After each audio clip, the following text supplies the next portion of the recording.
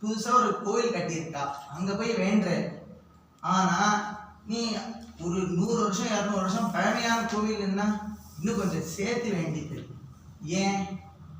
அந்த பழமையான கோவில்ல அவ்வளவு சாநித்தியம் இருக்கும். சாநித்தியம் எப்படி வரும் அப்படின்னா, வேதங்கள் வந்துட்டு நாம நிறைய சொல்ல சொல்ல சொல்ல சொல்ல சொல்ல சொல்ல சுவாமிக்கு சாநித்தியம் அதிகமாகும். அப்ப அந்த 200 வருஷத்துல எத்தனை பேர் அங்க வேத பாராயணம் பண்ணியிருப்பாங்க. அதனால பழமையான கோவில்களுக்கு விசேஷங்கள் அதிகம்.